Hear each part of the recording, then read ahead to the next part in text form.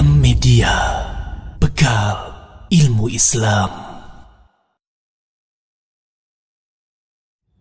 Assalamualaikum warahmatullahi wabarakatuh. Innal hamdalillah nahmaduhu wa nasta'inu wa nastaghfiruh wa na'udzu billahi min shururi anfusina wa min sayyiati a'malina may yahdihillahu fala mudilla lahu wa may yudlil fala hadiya lahu. Asyhadu an la ilaha illallah wahdahu la syarika lahu wa asyhadu anna Muhammadan abduhu wa rasuluh.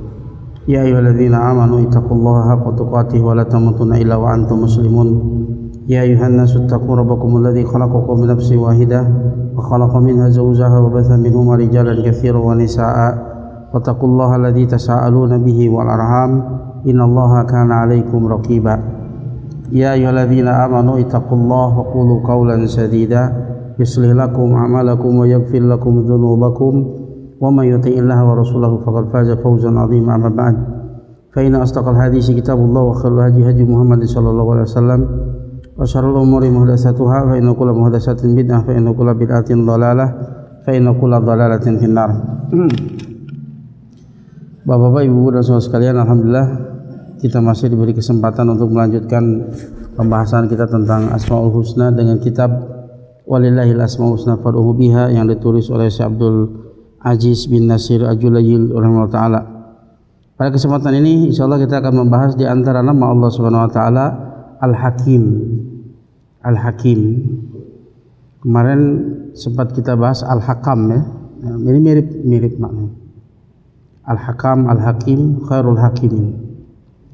Ini Al-Hakim yang maha bijaksana, yang maha menentukan, yang maha menghukumi. Ya. Nama Allah Al-Hakim ini disebutkan 91 kali di dalam Al-Qur'an. Ya. Dan banyak digandingkan dengan nama-nama yang lain. Adapun Al-Hakim secara bahasa ya hakim, qadhi ya. Ini sudah menjadi bahasa serapan ke dalam bahasa Indonesia, hakim ya. Yang memutuskan. Ya.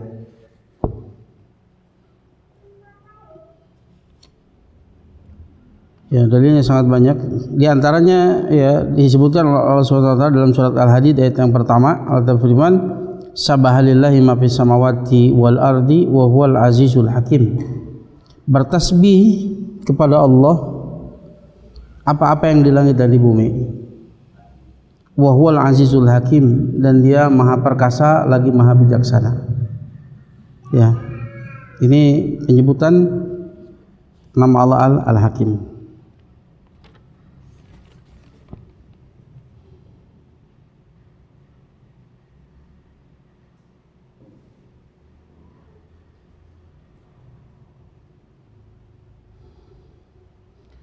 Di antaranya juga disebutkan dalam surat An-Nisa ayat 56.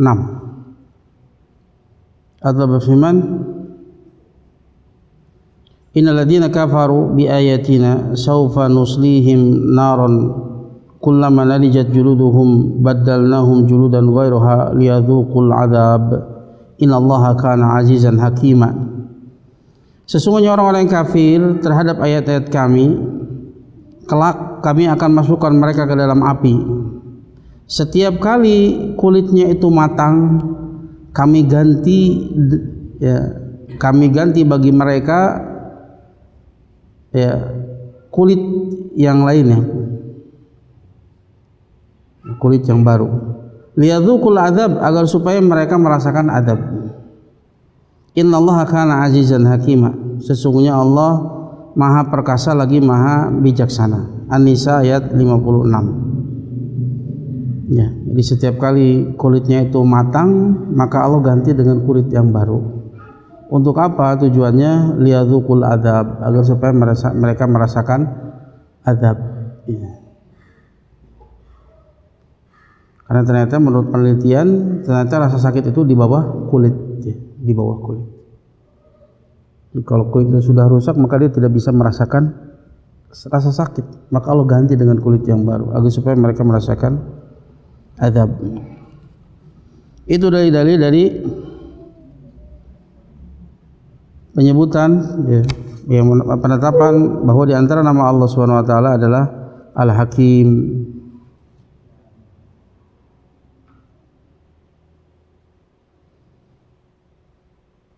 Kalau yang ada ini kitabnya halaman 78 ya. Kalau ada kitab Mukhtasar halaman 78. Kemudian apa makna pada hak Allah Ta'ala? Apa makna Al-Hakim pada hak Allah Ta'ala? Berkata Syekh As-Sa'di rahimahullah ta'ala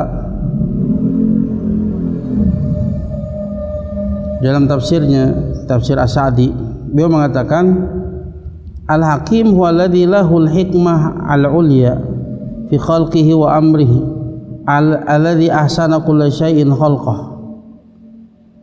Al-Hakim dialah yang hanya miliknya hikmah yang tinggi di dalam penciptaan dan perintahnya. Dia meletakkan segala sesuatu pada tempatnya, dan segala sesuatu yang dia ciptakan dan perintahkan pasti ada tujuannya, ada hikmahnya.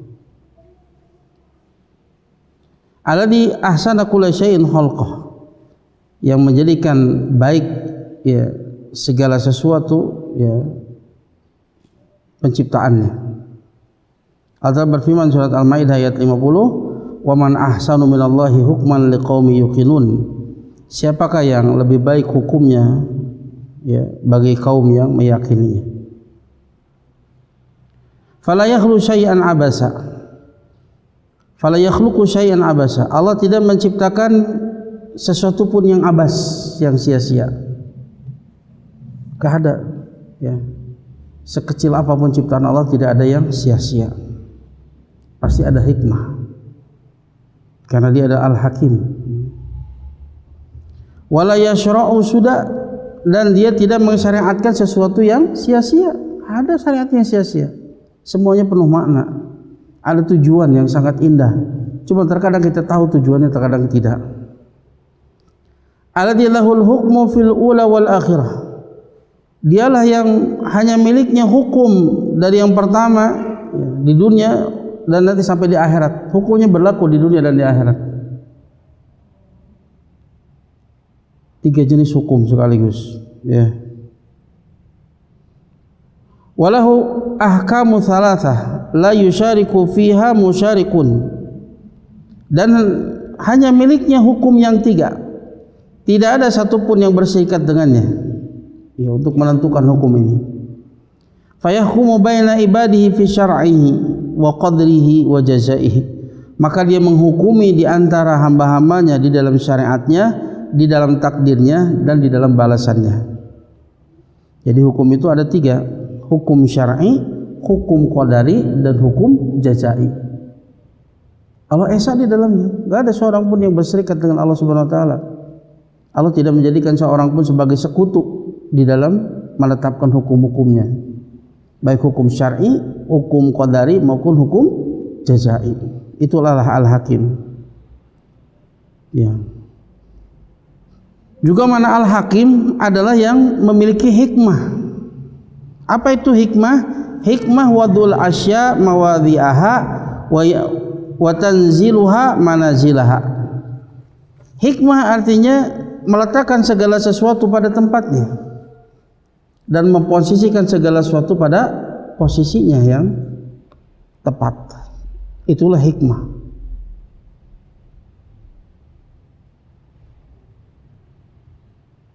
Maka hikmah ini dia mengandung ilmu yang sempurna. Karena nggak mungkin bisa meletakkan segala sesuatu pada tempatnya, memposisikan segala sesuatu pada posisinya, kecuali dia maha mengetahui ya. Mengandung makna ilmu yang sempurna,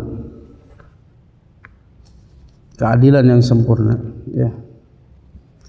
Wa yaqulu aidan, dan beliau pun berkata, Syekh As-Sa'di pun berkata, Al-Hakim al-mausuf bi kamalil hikmah.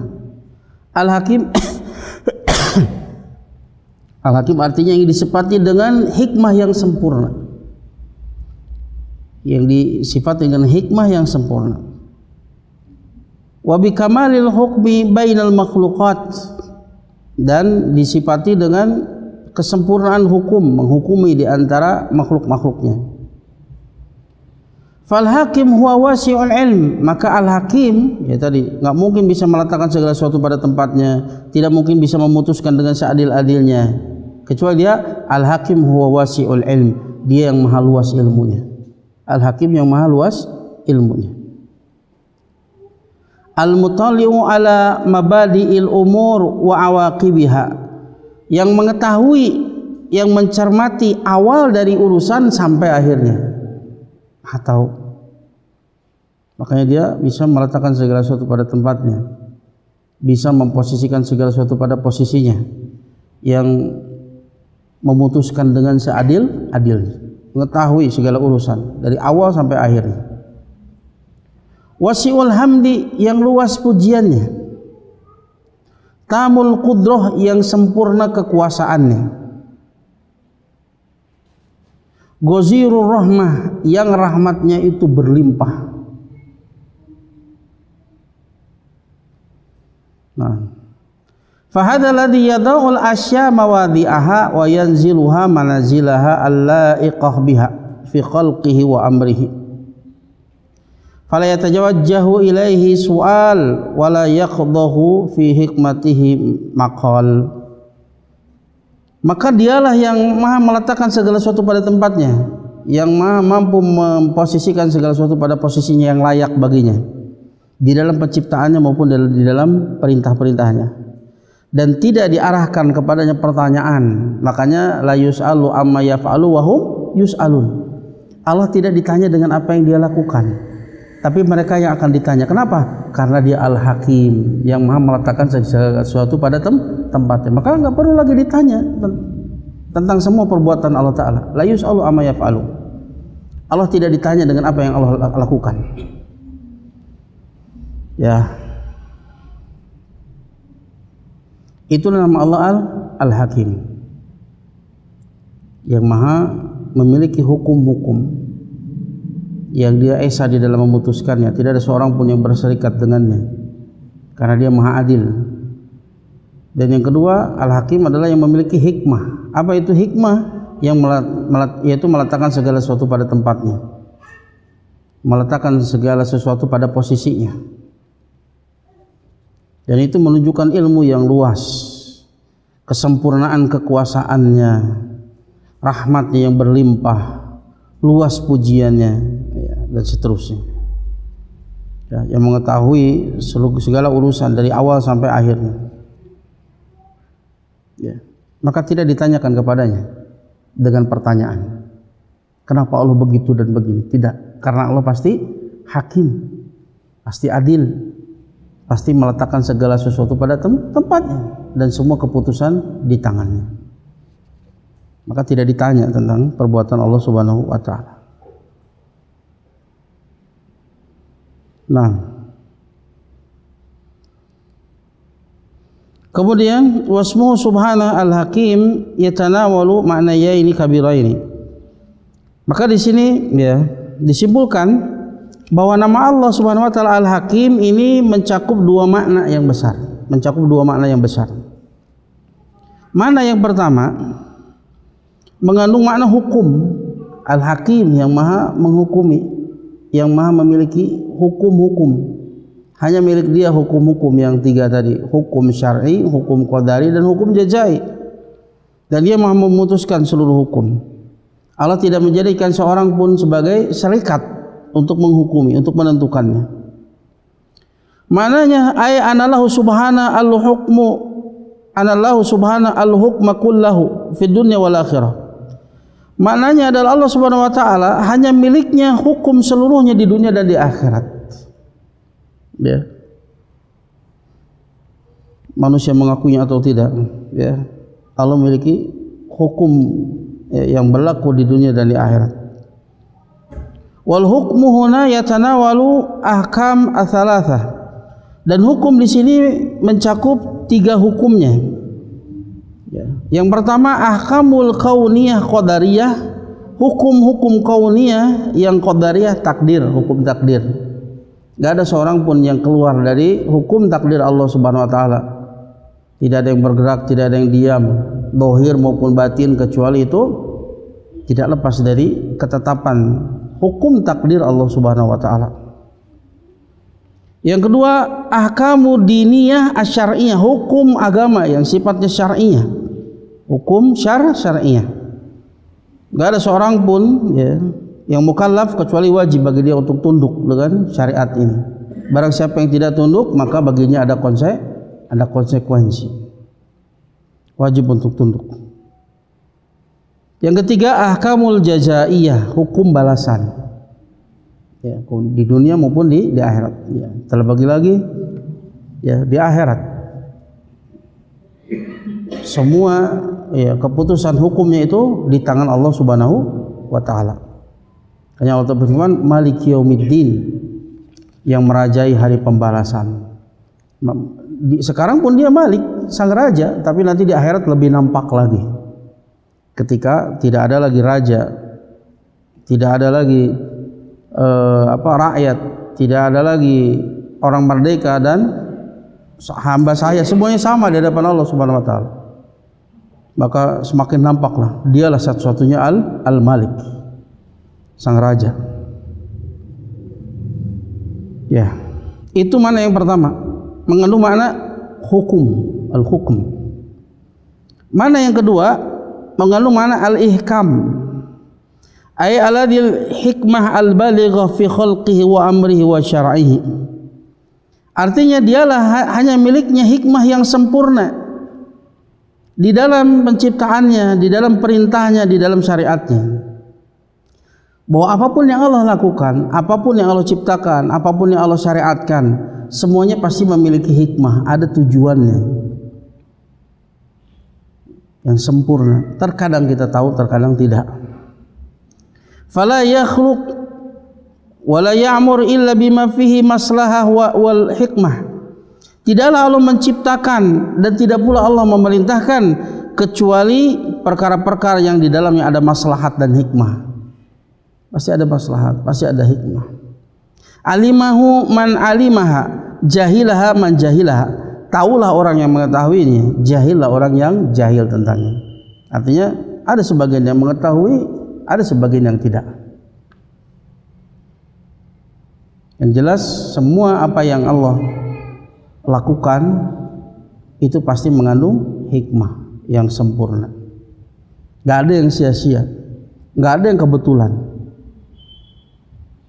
Tidak ada yang sesuatu yang sifatnya main-main, ada. Semuanya penuh hikmah, penuh tujuan. Ya. Kan tapi alimaha man alimaha, jahilah man jahilah. Tahulah orang yang tahu, enggak tahu ya jahil juga orang yang jahil tentangnya. Ya, itulah dua makna yang terkandung di dalam nama Allah Al-Hakim, bahwa hanya miliknya hukum, tiga jenis hukum tadi, hukum syar'i, hukum qadari, dan hukum jazai. Dan juga yang kedua mengandung makna hikmah, yang memiliki hikmah, yang tidaklah apa yang dilakukan oleh Allah Ta'ala kecuali di sana mengandung hikmah. Makanya apapun yang Allah takdirkan itu tidak lepas dari tidak lepas dari tiga perkara. Yang pertama adalah adil, gak mungkin ada kezaliman di dalamnya. Yang kedua adalah fadl, keutamaan atau rahmat. Ya, seperti seseorang ya dikatingan dengan kebaikan-kebaikan, itu fadl, keutamaan dari Allah Ta'ala. Yang ketiga adalah hikmah. Apapun yang Allah takdirkan pasti ada hikmahnya. Begitu juga dengan yang lainnya dalam syariat dan lain sebagainya. Nah, sekarang apa buah dari mengimani nama Allah Al-Hakim? Apa buahnya? Buah yang pertama, syuhudu athari rahmatihi subhanahu fi khalqihi wa idqanihi li san'ihi tusmiru fil qalb. Ya. Menyaksikan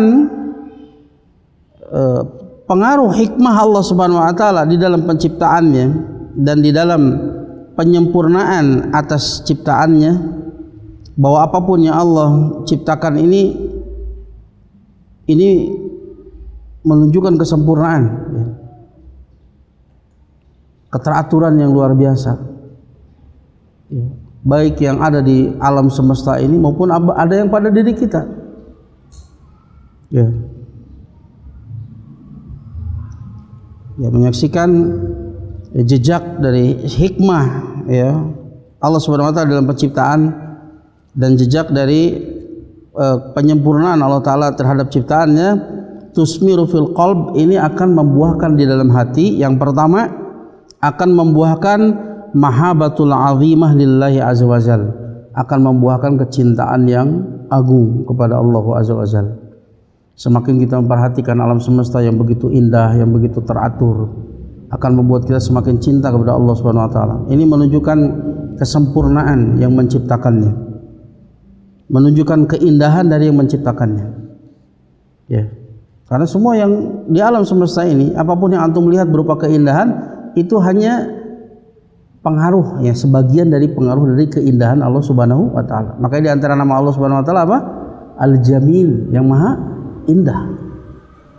Itu hanya sebagian saja dari pengaruhnya. Makanya nanti ketika antum insyaallah taala melihat surga yang kita sulit untuk bisa membayangkannya, saking indahnya surga. Allah Ta'ala berfirman dalam hadis qudsi, adatu li ibadina sholihin wa ma la aynun ra'at wa la udhunun sami'at wa la khatara ala qalbil bashar. Aku siapkan bagi hamba-hambaku sesuatu yang tidak pernah terlihat mata, tidak pernah terdengar oleh telinga, tidak pernah terbesit dalam hati manusia. Sehebat apapun kita membayangkan surga, yakinilah surga itu jauh lebih indah dari semua itu. Ya. Tapi ketika manusia melihat wajah Allah Ta'ala, mereka lupa dengan semua keindahan surga. Karena surga itu yang kita saja mustahil untuk bisa membayangkannya. Itu hanya sebagian dari pengaruh keindahan Allah Subhanahu wa Ta'ala. Bagaimana tatkala melihat wajah Al-Jamil, lupa semuanya, saking indahnya. Maka semakin kita memperhatikan asar dari hikmah Allah Ta'ala atas penciptaannya, begitu teraturnya, segala sesuatu yang Allah ciptakan tidak ada yang sia-sia, nggak ada. Pasti ada faidahnya, pasti ada manfaatnya. Luar biasa.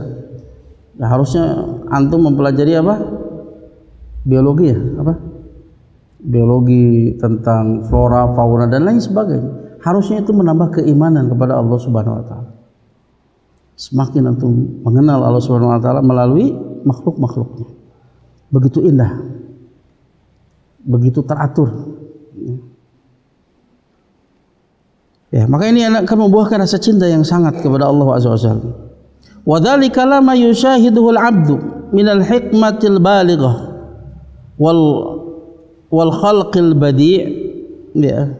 Dan hal tersebut terjadi kapan? Ketika seorang hamba menyaksikan dari hikmah yang sempurna dan penciptaan yang begitu indah.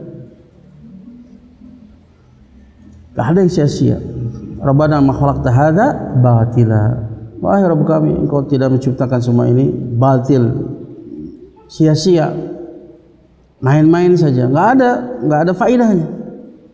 Tidak, segala sesuatu pun yang Allah ciptakan itu penuh hikmah, penuh tujuan, penuh manfaat. Ya. Ini akan membuat kita semakin cinta kepada Allah Subhanahu wa taala. Ya. Sempurna sih. Ya. Dan menyaksikan son'atihil mutqinah, ciptaannya yang mutqinah, yang sempurna, yang mustahil makhluk untuk bisa membuat yang semisal dengan apa yang diperbuat oleh Allah Subhanahu wa taala. Allati takaffala lil insan al hayatat thayyibah as-sa'idah, yang dari semua ciptanya ini memberikan jaminan kepada manusia kehidupan yang baik lagi berbahagia. Semuanya ya. Matahari dengan keindahan dan faidah-faidahnya sangat banyak. Masih baru sedikit yang kita tahu tentang faidah tentang matahari ya. Baru sedikit yang kita bisa teliti.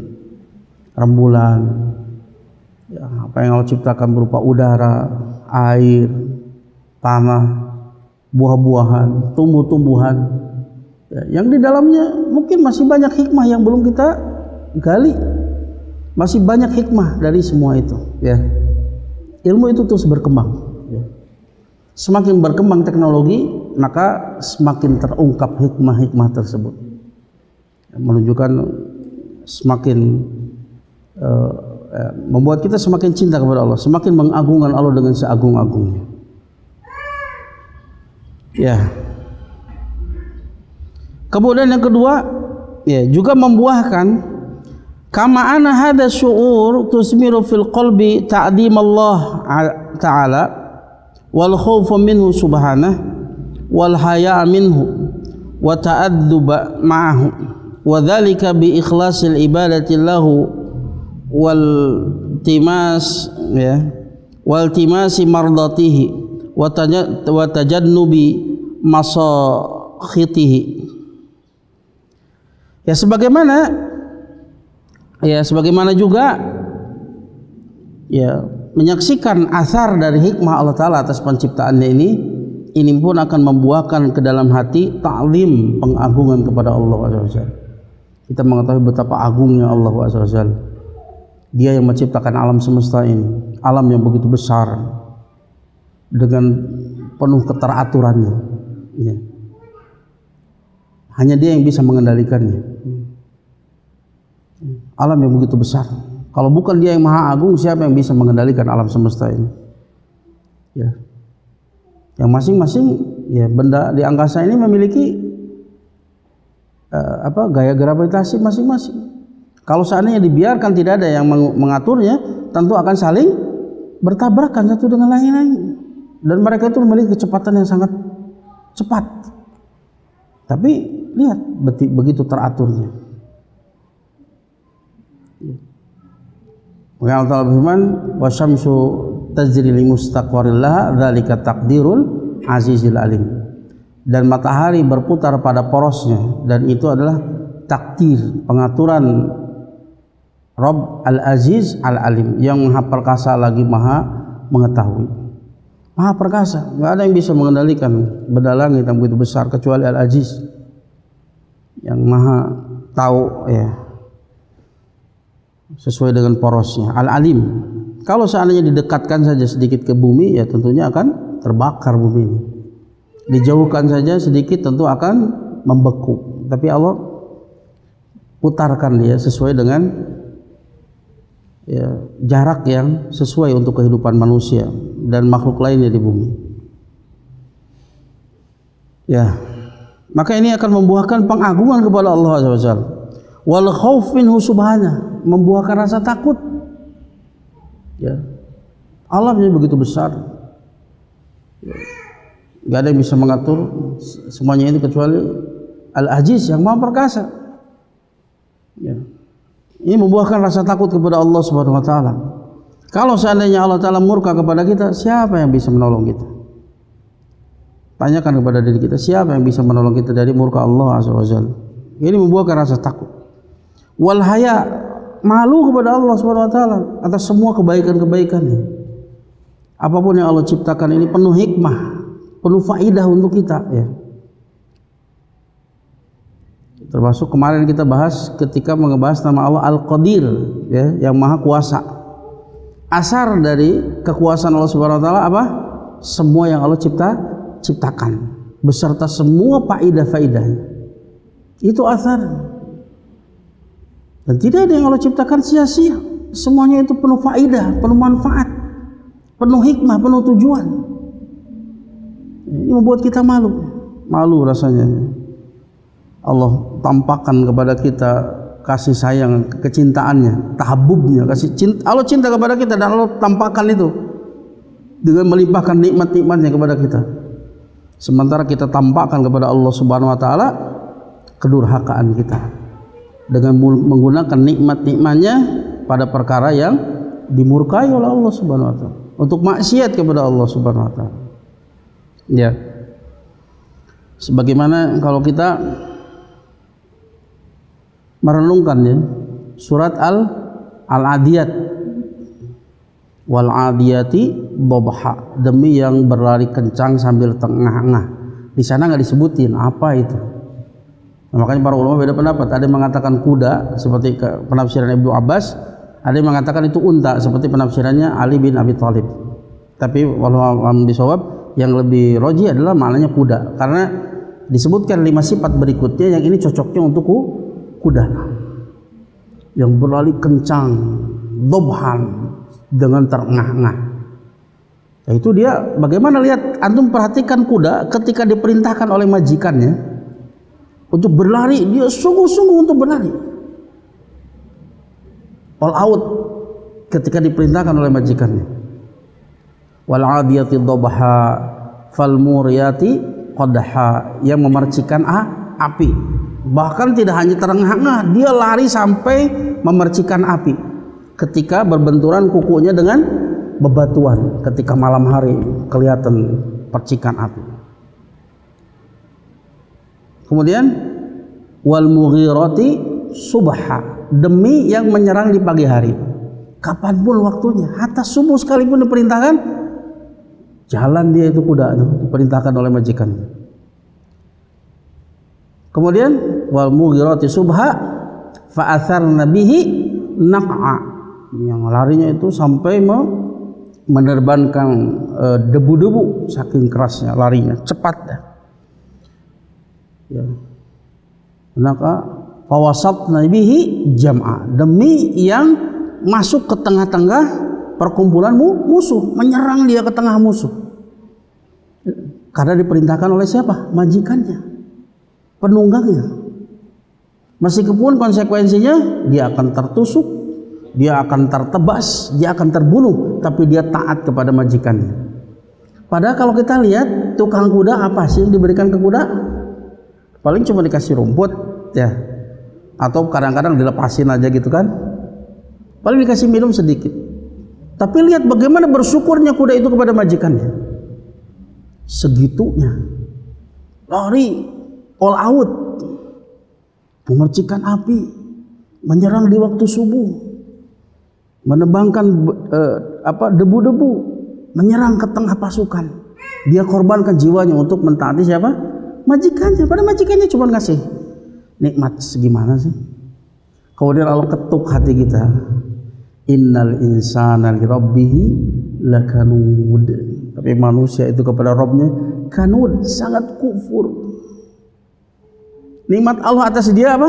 Jauh lebih banyak dari apa yang diberikan si majikan kepada kuda tadi. Tapi mereka itu sangat kufur nikmat, kanud. Ya. Kata Hasan Basri, al-kanud itu adalah ya'addu masaib wa yansa ni'am minallah. Kanud itu menghitung-hitung musibah dan dia lupa dengan nikmat Allah Subhanahu wa taala. 1 tahun dia nganggur, wah berkeluh kesah dia. Lupa dia berapa puluh tahun Allah berikan kemudahan rezeki untuk dirinya. 1 tahun sakit, berkeluh kesah dia, lupa dia berapa puluh tahun Allah berikan nikmat sehat. Itulah manusia. Seandainya ya kita lihat bagaimana apa yang diberikan majikan tadi kepada si kuda, nikmat yang sedikit, tapi dia begitu bersyukur kepada Tuhan. Kita pertanyaan untuk diri kita, PR, sejauh mana kita itu betul-betul bersyukur kepada Allah Subhanahu wa taala. Ya, maka ini akan membuahkan rasa malu. Nikmat yang begitu sempurna yang terus-menerus, sementara ibadah kita kepada Allah taala itu teramat sedikit, banyak kekurangannya. Ini akan membuahkan rasa malu. Wa ta'addab ma'ahu, dan ini akan membuahkan ya, kita akan semakin beradab kepada Allah Subhanahu wa taala. Allah Rabbul Izzati wa Jalalah. Ya, makanya Allah taala sebutkan wa ma qadarullah haqqa qadrih wa samawati matwiyatun bi yaminihi wal ardu jami'an qabdatuhu yaumal qiyamah. Mereka tidak mengagungkan Allah sebagaimana mestinya. Padahal langit Allah gulung dengan tangan kanannya dan bumi seluruhnya Allah genggam pada hari kiamat. Kenapa mereka tidak mengagungkan Allah? Karena mereka tidak mengenal Allah Subhanahu wa taala. Makanya innamal mu'minuna idza dzukirallahu wajilat qulubuhum. Orang yang beriman yang sesungguhnya itu jika disebutkan nama Allah bergetar hatinya. Takut dengan kebesaran nama Allah Subhanahu wa taala. Di awal pembahasan kita tentang asma wa sifat ini, Yang pertama kali kita bahas adalah isim jalalah Allah. Ismullahil a'zam, nama Allah yang paling agung. Idza du'iya bihi ajaba wa idza su'ila bihi a'ta. Nama yang apabila Allah diseru dengan nama tersebut niscaya dia akan mengijabah. Nama yang apabila Allah diminta dengan nama tersebut niscaya dia akan memberi. Nama yang paling agung. Yang nama ini menjelaskan kepada seluruh nama-nama Allah yang Maha Indah secara global. Dan nama-nama Allah yang Maha Indah menunjukkan kepada isim jalalah Allah secara tafsil terperinci. Jadi seharusnya setiap kali kita masuk ke dalam satu pembahasan dari setiap pembahasan nama-nama Allah yang Maha Indah, ini akan menambah pengagungan kita terhadap isim jalalah Allah. Karena baru kita tahu perincian dari keagungan isim jalalah Allah ini setelah kita mempelajari seluruh nama-nama yang Maha Indah. Setiap kali kita mempelajari satu nama, kita dapatkan buah-buahnya, maka itu semakin menambah pengagungan kita terhadap isim jalalah Allah. Dzul uluhiyah wal ubudiyah al khalqi al jibain, yang memiliki hak uluhiyah, satu-satunya yang berhak disembah. Kenapa dia memiliki satu-satunya hak untuk disembah? Karena hanya dia yang memiliki seluruh sifat-sifat yang maha sempurna. Semua sifat yang terkandung di dalam namanya, nama-nama yang maha indah itu semuanya terkumpul pada sifat uluhiyah. Wal ubudiyah, itu dari sisi hamba, bahwa itu kewajiban hamba untuk kemudian menghambakan diri hanya kepada Allah semata. Ya. Maka ya semakin kita bertambah pengenalan terhadap nama-nama Allah yang indah, semakin kita beradab kepada Allah Subhanahu wa taala. Semakin kita tahu akan keagungan Allah Subhanahu wa taala. Wa dzalika bi ikhlasil ibadah lahu wal timasi mardatihi wa tajadnubi masakhitihi. Dan hal tersebut ya semakin buat kita ya beradab, ya. Hal tersebut dengan cara apa? Mengikhlaskan ibadah hanya untuknya. Ya, kalau bicara tentang adab yang pertama, adab itu ada dua. Adab kepada Allah dan adab kepada makhluk. Maka pokoknya adalah adab kepada Allah Subhanahu wa taala. Ini pokoknya. Yang bahkan adab kepada Allah taala inilah yang mendasari dia beradab kepada manusia. Sehingga dimungkinkan adab kepada manusianya pun dibangun di atas keikhlasan. Bukan hanya adab terpisah sendiri saja, bukan. Maka pokok adab itu adalah adab kepada Allah Subhanahu wa taala. Bagaimana dia akan beradab kepada makhluk yang tidak memberikan manfaat dan mudarat kepada dirinya, sementara kepada zat yang memberikan manfaat dan mudarat, yang memberikan banyak begitu kebaikan, dia tidak beradab kepadanya. Ya. Dan luputnya seseorang dari adab kepada Allah Ta'ala, wah ini bahaya yang sangat besar. Bahaya yang sangat besar. Ini masuk ke dalam kesyirikan atau masuk ke dalam kekufuran.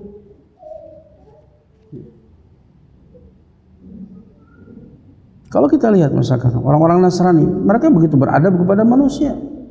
Tapi apa yang menyebabkan mereka terancam selamanya di dalam neraka? Tidak beradab kepada Allah Subhanahu wa taala. Ya. Maka semua amal ibadah kita, apapun itu, ketika itu tidak dibangun dengan adab yang benar kepada Allah Subhanahu wa taala, dengan mengikhlaskan seluruh ibadah kepada Allah Subhanahu wa taala, maka hakikatnya itu adalah bencana. Apapun ibadah, apapun aktivitas ibadah yang kita lakukan tidak dibangun di atas ikhlas, itu adalah bencana. Baru mendapatkan apa yang kita inginkan, justru yang kita dapatkan bencana. Syirik, masuk ke dalam syirik. Ya banyak ya, dan jarang kita kemudian detail ya berbicara ya, adab kepada Allah Ta'ala, kecuali kita betul-betul mempelajari tentang tauhid, mengenal nama-nama dan sifatnya, mempelajari tentang tauhid ibadah, hatta dalam masalah takdir saja. Hatta dalam masalah takdir, kesalahan seseorang dalam masalah takdir ini konsekuensinya adalah syirik. Maka ketika seseorang belajar tentang takdir yang benar, maka itu membebaskan dirinya dari kesyirikan. Belajar takdir yang benar, itulah tauhidullah, mentauhidkan Allah Ta'ala.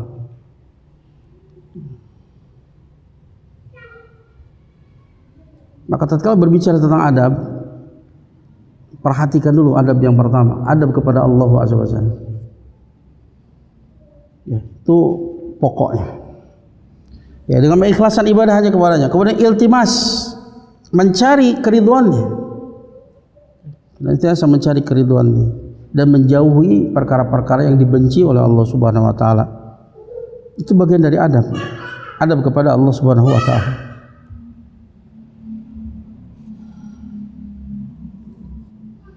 Kemudian buah yang kedua.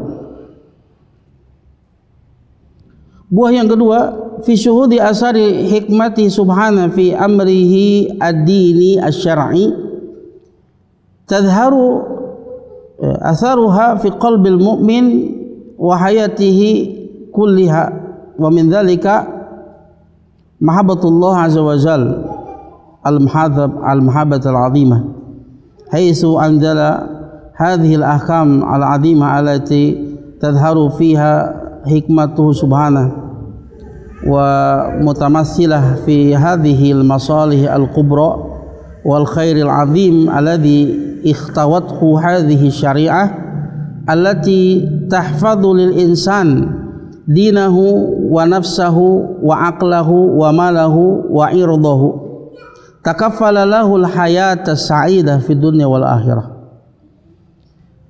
Kemudian di dalam menyaksikan ya jejak dari hikmah Allah Subhanahu wa taala di dalam perintahnya, tadi di dalam ciptaannya, sekarang di dalam perintahnya yang sifatnya dini syar'i.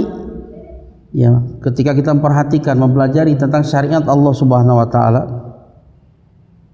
ya, yang nampak ya pengaruhnya itu di dalam hati seorang mukmin dan kehidupannya seluruhnya, yaitu ketika kita mempelajari tentang syariatnya akan membuahkan apa? Kecintaan kepada Allah Subhanahu wa taala, kecintaan yang agung, yang besar. Di mana Allah taala telah turunkan hukum-hukum yang agung ini, syariatnya yang agung ini. Yang nampak padanya pada syariat itu hikmahnya Allah Subhanahu wa taala. Ya. Yang memberikan maslahat-maslahat yang besar, kebaikan yang besar yang terkandung di dalam syariatnya ini, apa yang ya terkandung di dalam syariat ini, penjagaan terhadap manusia. Ini terkait dengan maqasidus syariah, tujuan dari pensyariatan, yaitu hifdzuddin, menjaga agamanya. Ya. Kemudian hifdzul aql, menjaga akalnya. Asif hifdzuddin dulu, hifdzuddin, dan ini urutannya nggak boleh keliru ya. Pertama hifdzuddin, menjaga agama. Yang kedua hifdzun nafs, menjaga jiwa. Yang ketiga hifdzul aql, menjaga akal. Yang ketiga yang keempat hifdzul mal. Yang terakhir hifdzul ird, menjaga kehormatan. Ini 5 perkara yang sangat dibutuhkan. Ini perkara kebutuhan asasi bagi manusia. Dan syariat ini, tujuan dari pensyariatan ini, semua syariat yang didatangkan Allah Subhanahu wa taala, tujuan pensyariatannya adalah untuk 5 hal ini. Menjaga agamanya, dan ini hubungannya dengan Allah taala, hubungannya dengan akhirat, menjaga jiwanya. Maka nggak ada syariat ini yang membahayakan jiwa, justru ini menyelamatkan jiwa. Kemudian hifdzul akal, menjaga akal. Makanya akal yang tidak dibimbing oleh syariat, maka akalnya adalah rusak, kacau dia. Kalau ada orang menggembor-gemborkan akal sehat tapi tidak berdasarkan syariat, itu adalah tipuan syaitan. Akal yang sudah diputarbalikkan oleh syaitan. Maka lihat cara berpikirnya pun kacau. Kemudian hifdzul mal, menjaga harta, agar supaya satu sama lain tidak mengambil harta dengan cara yang zalim. Terjaga untuk setiap personnya. Kemudian menjaga kehormatan. Ya. Luar biasa ya, syariat yang begitu menyeluruh. Semua perkara yang asasi ini ada di dalam syariat ini. Ini tujuan dari pensyariatan. Maka sering disebut dengan maqasidus syariah, tujuan dari pensyariatan. Ya, yang ini menjamin bagi manusia untuk kehidupan yang bahagia di dunia dan di akhirat. Jadi syariat ini akan membimbing, akan menjamin siapapun yang taat dengan syariat ini ya untuk bisa mendapatkan kebahagiaan di dunia dan di akhirat. Ya. Itu yang pertama. Yang kedua, asyu'ur 'azimah wasurur bil hidayah. Asyurul ghibdah, sururul ghibdah. Merasakan ghibdah wasurur. Asyu'ur al-ghibdah wasurur. Ya. Buah dari ya, melihat, mempersaksikan hikmah Allah Ta'ala di dalam persyariatannya ini akan membuahkan perasaan bahagia dan gembira, akan melahirkan perasaan bahagia dan gembira dengan hidayah terhadap syariat yang agung ini. Alati hiya miladun hakimil khabir, yang syariat ini datang dari Al-Hakim yang maha meletakkan segala sesuatu pada tempatnya, yang maha memiliki hikmah dari seluruh apa yang dia lakukan. Al-Khabir yang maha mengetahui dengan sedetail-detailnya, tahu betul dengan sedetail-detailnya. Ini akan membuahkan kita bergembira, bersukacita dengan hidayah kita telah ditunjukkan kepada syariat yang agung ini yang datang dari Al-Hakim Al-Khabir. Kemudian membuahkan juga asyukurullahi alaiha, bersyukur kepada Allah atas nikmat ya, syariat ini, diberi hidayah kepada syariat yang agung ini. Wa tajannub asbabi zawaliha, dan berusaha untuk menjauhi sebab-sebab hilangnya hidayah tersebut. Di antaranya karena dosa dan kemaksiatan. Dan kita tidak berusaha untuk memelihara hidayah tersebut.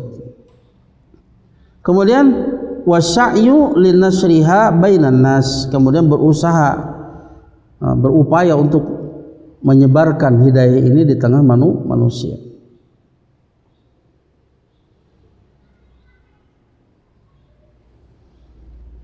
Ya. Kemudian buah berikutnya ya, dari menyaksikan hikmah Allah Ta'ala di dalam pensyariatannya adalah al-idhanu li ahkamihi diniyah wa awamirihi syar'iyyah wal istislamu tamulaha wa ala yakuna fi qalbi minha adna raibatin wala kharaj. Kemudian ya buahnya dari menyaksikan hikmah Allah di dalam pensyariatannya itu id'an, tunduk terhadap hukum-hukum agamanya, tunduk dengan perintah-perintah syariatnya, dan berserah diri dengan sempurna kepadanya, karena dia datang dari Al-Hakim, Al-Khabir, Al-Alim, pasti benarnya. Makanya pernah kita bahas sumber dari kebenaran itu yang pertama apa? Sumber kebenaran yang pertama wahyu. Wahyu itu pasti benar, mutlak kebenarannya. Al-Quran dan As-Sunnah pasti benar.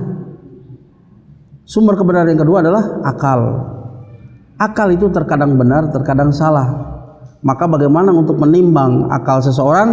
Maka timbang dengan Al-Quran dan As-Sunnah, timbang dengan wahyu. Sesuai dengan wahyu benar, tidak sesuai dengan wahyu pasti salah. Maka ya, tatkala kita melihat hikmah di dalam pensyariatan Allah Ta'ala yang datang dari Al-Hakim, Al-Khabir, Al-Alim, maka kita tunduk dengan seluruh syariatnya ya. Akal kita memahami atau tidak. Yang jelas kalau kita tidak bisa memahami, apa tugas kita? Fas'alu ahla dzikri in kuntum la ta'lam. Tanya kepada ahlu dzikr tanya kepada ahlul ilm jika engkau tidak memahami. Ya. Dan para ulama alhamdulillah telah menjelaskan segala sesuatu yang terkait dengan Al-Quran dan As-Sunnah. Ya. Maka kewajiban kita adalah belajar. Ketika tidak mengetahui maka bertanya kepada ahlul ilm. Ya.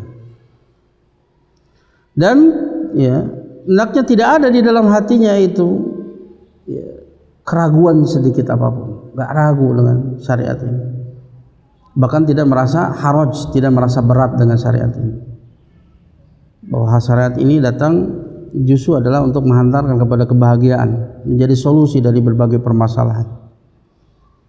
Ya, tidak ada keberatan dalam syariat ini. Ya. Syariat yang mudah, syariat yang mudah. Yuridullahu bikumul yusra wala yuridu bikumul usra. Allah menginginkan kemudahan untuk kalian. Allah tidak menginginkan kesulitan untuk kalian.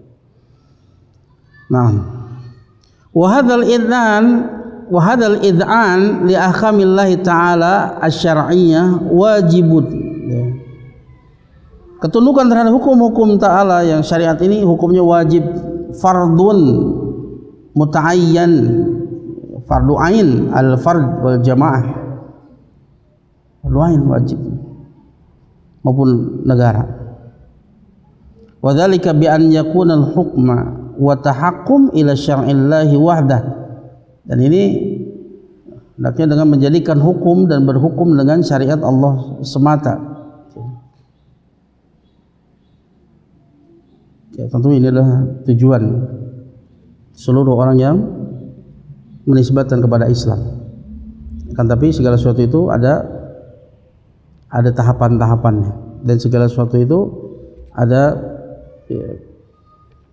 meskipun kita belum bisa menerapkan secara 100%, tapi alhamdulillah kita bisa beragama dengan agama Islam, menikah dengan hukum Islam, mati dengan hukum Islam, dakwah begitu tersebar. Ya, syariat Islam, ya, syiar-syiar Islam itu nampak di negeri ini, ya, alhamdulillah. Kemudian buah yang ketiga, fi syuhudi asari hikmati subhanah, fi syuhudi asari hikmatihi subhanah, fi aqdarihi samratun azimatun fil qalbi wa suluk. Di dalam menyaksikan pengaruh hikmah Allah Subhanahu wa taala di dalam takdir-takdirnya, ini memiliki buah-buah yang sangat agung di dalam hati dan pada perilaku. Ya, membuahkan ada pengaruh pada hati dan perilaku. Minha, di antaranya adalah ar-ridha bi qada'illahi ta'ala wa qadrihi. Ridha dengan takdir Allah taala dan ketetapannya. Ya, bahwa apapun yang terjadi itu adalah itulah adalah kebaikan. Allah lebih tahu yang terbaik untuk kita.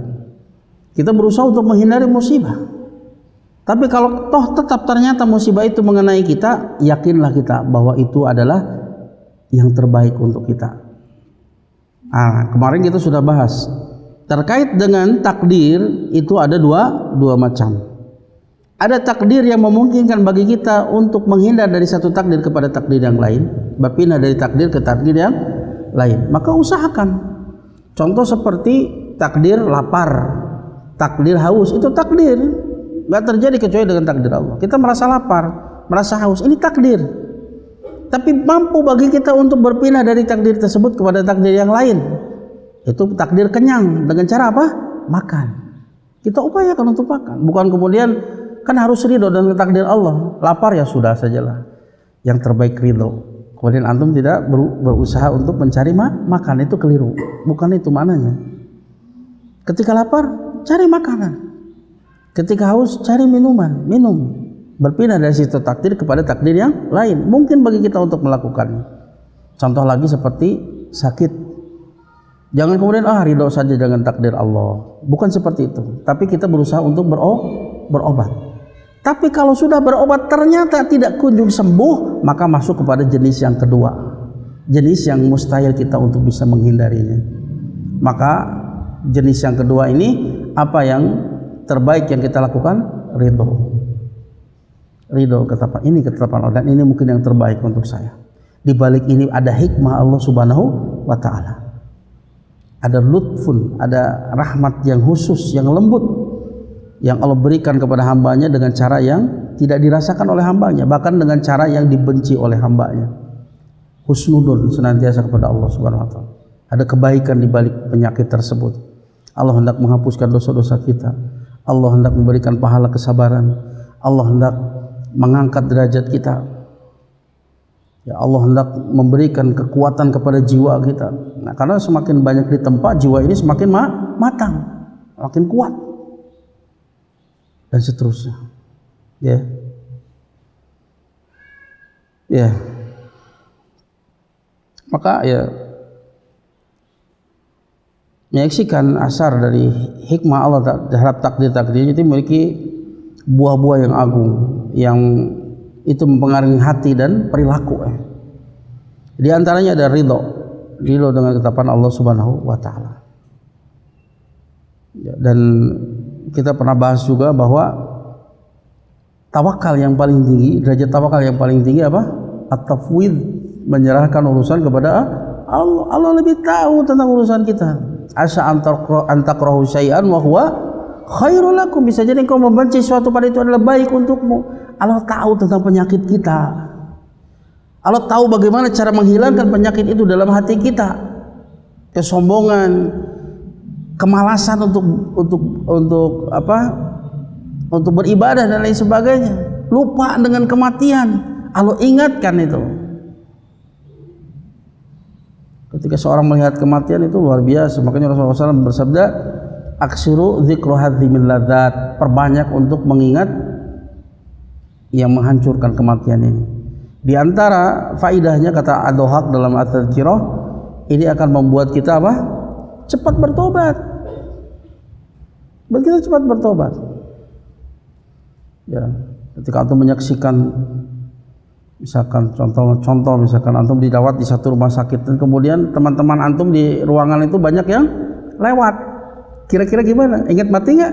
Wah, tinggal giliran saya nih. Terasa dekat kematian itu.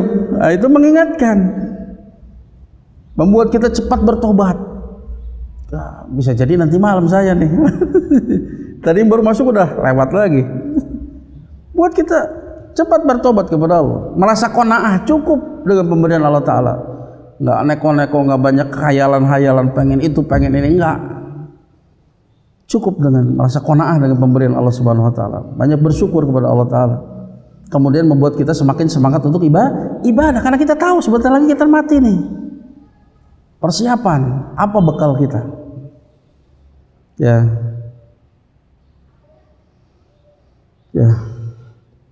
Maka ya banyak faidah ya dari takdir-takdir yang menyakitkan itu. Di balik semua itu ada hikmah-hikmah yang sangat banyak. Makanya Allah Ta'ala berfirman, lanabluwanakum wa nabluwakum bi syai'in minal khawfi wal ju' wa naqsi minal amwali wal anfusi wath thamarat wa basyiris sabirin alladzina idza asabathum musibah qalu inna lillahi wa inna ilaihi raji'un ulaika lahum shalatum min rabbihim wa rahmah wa ulaika humul muhtadun. Pasti akan kami uji kalian dengan sedikit rasa takut dan kelaparan, berkurangnya harta, jiwa dan buah-buahan. Beri kabar gembira kepada orang yang sabar. Siapa orang sabar? Orang yang apabila tertimpa musibah dia mengatakan inna lillahi, kami milik Allah. Allah berhak dengan apapun yang dia miliki. Tapi kita tahu Allah itu gak akan zalim. Dan dia maha sayang kepada hambanya. Ini membuat musibah itu terasa ringan. Wa inna ilaihi raji'un, dan hanya kepada kamilah kalian akan kembali. Ini mendorong kita untuk sabar. Karena sabar atau tidak sabar tetap musibah itu menimpa kita. Cuma masalahnya kalau sabar karena kita yakin akan ketemu Allah, mudah-mudahan ketemu Allah itu Allah dalam keadaan ridho kepada kita. Tapi kalau kita tidak sabar, musibah itu tetap menimpa kita dan kita akan datang kepada Allah dalam keadaan Allah murka kepada kita. Karena di balik musibah itu ada kelembutan Allah Subhanahu wa taala. Cuman kita enggak ya suudzon kepada Allah. Maka kata Allah, mereka lah orang-orang yang bagi mereka itu pujian dari Allah. Pujian dari Allah ini yang kita harapkan, bukan dari makhluk. Dan makhluk itu tidak bisa memberikan manfaat dan mudarat kecuali sebatas apa yang Allah kehendaki. Makanya pelajaran takdir itu luar biasa sekali, membuat manusia itu ikhlas, tahu betul dia gak ada yang bisa memberikan manfaat dan mudarat kecuali Allah Subhanahu wa taala. Sehingga dia sama sekali tidak pernah berharap kepada makhluk sedikit. Gak bisa dia memberikan manfaat dan mudarat. Ya. Maka ya, itulah memberikan mereka pujian dari Allah Taala, warahmah, ya, rahmat di antara rahmat Allah Taala itu Allah ampuni dosa-dosanya, Allah angkat derajatnya. Ya. Kemudian wa ulaika humul muhtadun, orang dan mereka lah orang-orang mendapatkan petunjuk. Mereka Allah janjikan hidayah untuk orang yang beriman. Sebagaimana firman Allah Taala, ma'asaba min musibatin illa biidznillah. Tidak ada satu musibah pun yang terjadi kecuali dengan izin Allah. Wa may yu'min billahi yahdi qalbah. Barang siapa yang beriman kepada Allah, Allah berikan hidayah kepada hatinya. Maksudnya beriman kepada apa? Beriman Allah lah yang satu-satunya yang maha kuasa. Beriman terhadap takdir Allah Subhanahu wa taala. Yahdi qalbah, Allah berikan kepadanya hidayah. Hidayah. Semakin dia tahu betapa agungnya Allah taala, betapa kuasanya Allah atas dirinya. Betapa fakirnya dia kepada Allah Subhanahu wa taala. Allah berikan hidayah untuk bisa bersabar dan seterusnya. Mendatangkan hidayah, ya. Ya.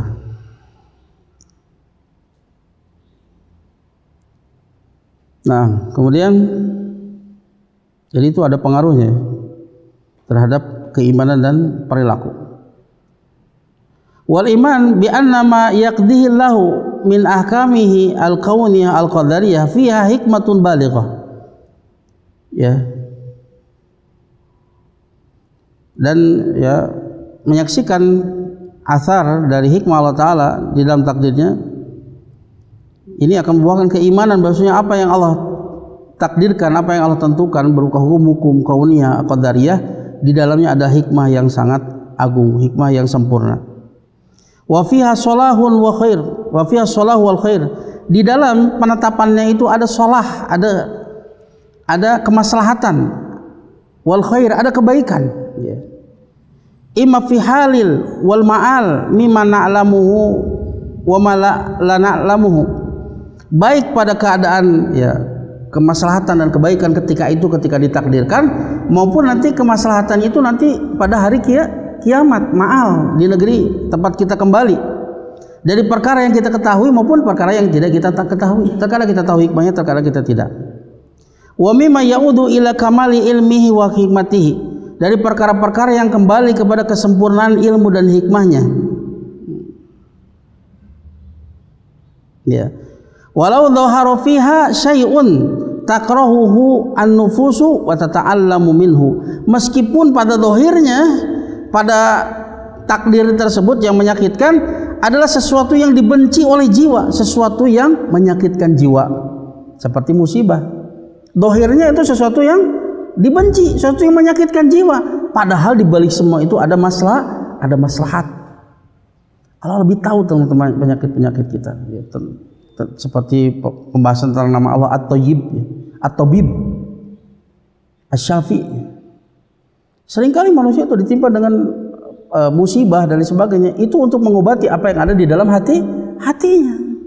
Penyakit itu, hati itu lebih berbahaya daripada penyakit jasmani. Seringkali Allah timpakan penyakit jasmani untuk obat penyakit hati, berupa kesombongan, merasa tidak butuh kepada Allah.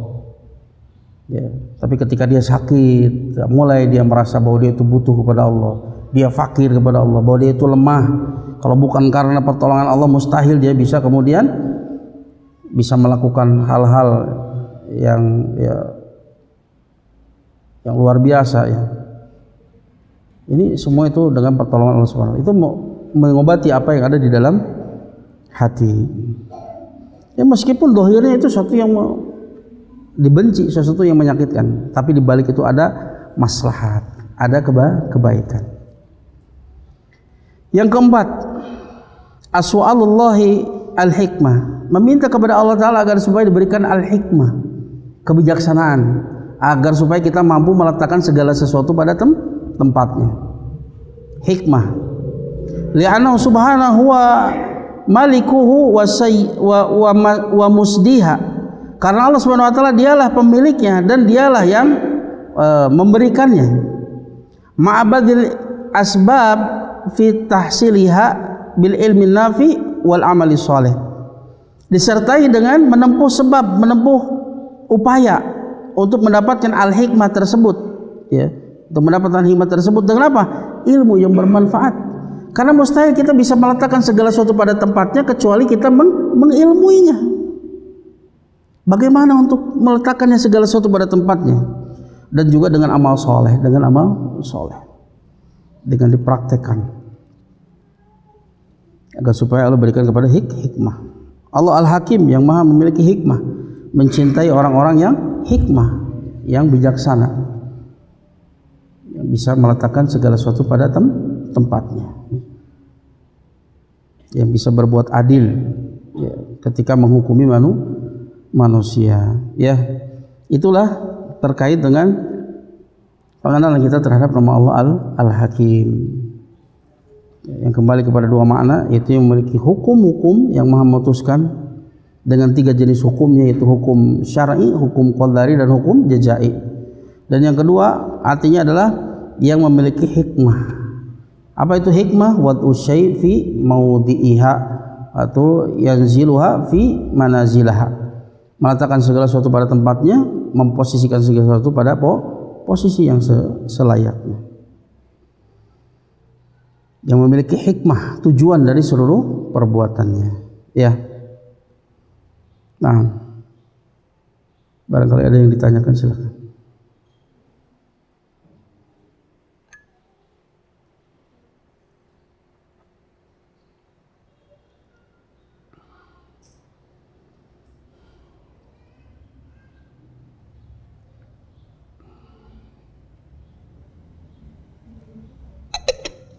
Ya, ada pertanyaan? Akhwat, ada pertanyaan?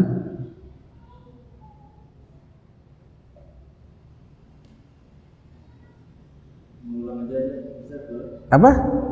Enggak apa-apa. Asad. Al-Hakim itu kembali kepada dua makna, ya. Makna yang pertama adalah hanya miliknya hukum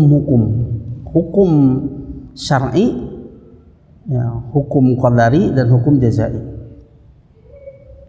Dan dia yang maha memutuskan. Hakim itu sudah masuk dalam bahasa Indonesia, ya, yang memutuskan. Jadi hanya milik dia hukum syar'i, hukum qadari, dan hukum jazai yang berlaku di dunia sampai di akhirat. Dan hanya dia yang memutuskan. Dan Allah tidak menjadikan seorang pun sebagai sekutu untuk memutuskan, ya. Allah tidak menjadikan seorang pun sekutu untuk memutuskan. Sebagaimana Allah Ta'ala berfirman dalam surat Al-Kahfi ayat 26, Allah berfirman, wala yusyriku fi hukmihi ahada. Allah tidak menjadikan seorang pun sebagai serikat di dalam menetapkan hukumnya. Allah semata yang memutuskan. Malaikat itu hanya menjalankan apa yang telah Allah putuskan. Maka nggak benar, ya, ada asistensi seperti Nyi Roro Kidul itu punya wewenang. Nggak ada yang seperti itu. Allah sendiri yang memutuskan seluruhnya. Kulla yaumin huwa fi sya'nin, setiap hari dia dalam kesibukan memutuskan seluruh takdir seluruh makhluk. Disebut sibuk bukan karena Allah merasa tidak ada sesuatu pun yang melemahkan Allah Subhanahu wa taala. Tapi sibuk kenapa? Urusannya teramat banyak. Ya, RT RW saja segudang ini, ya, pekerjaannya. Belum lagi Kota Madia misalkan, ya. Gubernur, wah lebih banyak lagi. Kepala negara sibuk lagi. Dunia itu kecil. Hatta dia raja dunia saja sibuk mengurusi dunia, itu teramat kecil. Urusan Allah itu yang disebutkan oleh, ya, dalam hadis sahih riwayat Muslim, masamawatu sab'u 'alal kursi ila kahalaqatin mulqatin bi ardin falatin. Tidaklah langit yang 7 dibandingkan dengan kursi kecuali seperti cincin yang dilemparkan di padang yang luas. Wa fadlul arsy 'alal kursi ka fadli tilkal falat 'ala tilkal halaqah. Dan keutamaan aras dibanding kursi seperti keutamaan padang yang luas tadi dibandingkan dengan cincin tadi. Kerajaan Allah begitu besar. Ya, tidaklah langit yang 7, langit yang 7 saja kita nggak tahu ujungnya di mana ya, saking besarnya. Dunia saja kayaknya kita belum pernah mengelilinginya ya. Begitu besar, cuman dunia kecil saja dunia itu ya, debunya langit. Ini langit yang 7 dibandingkan dengan kursi hanya seperti cincin yang dilemparkan di padang yang luas. Dan keutamaan aras dibandingkan kursi seperti keutamaan padang yang luas tadi dibandingkan dengan cincin tadi. Jadi logikanya begini, langit yang 7 dibandingkan kursi seperti cincin yang dilemparkan di padang yang luas. Kursi dibanding dengan aras seperti cincin yang dilemparkan di padang yang luas. Besar sekali. Dan Allah mengatakan Allahu Akbar, Allah yang paling besar. Kayak betapa kecilnya kita ya, betapa kecilnya kita. Dunia saja hanyalah debunya dari langit, hanya debunya dari langit. Ya, kita debunya dunia. Tapi seringkali kita lupa. Kayaknya besar. Ya besar dibanding dengan semut.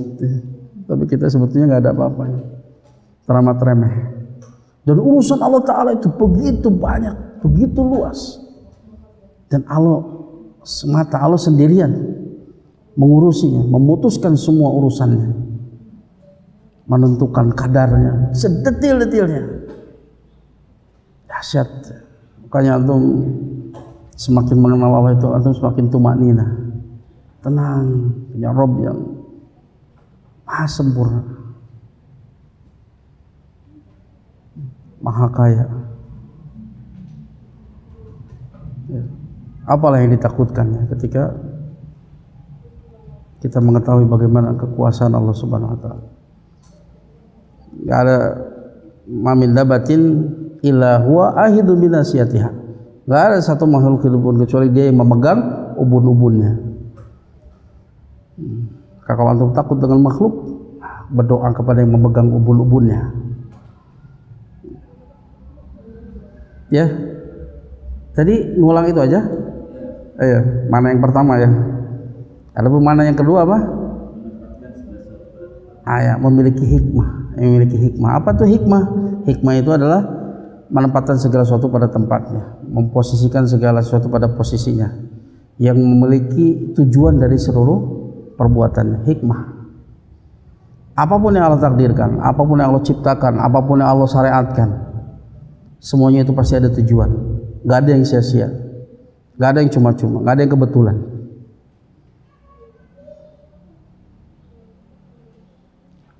Ya, jazakallah khair. Ada lagi?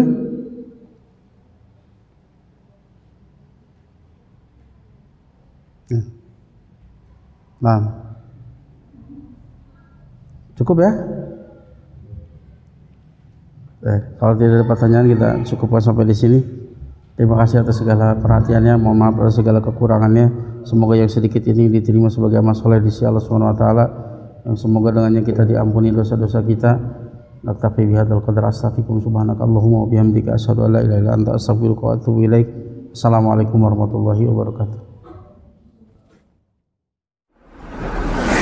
Am Media, bekal ilmu Islam.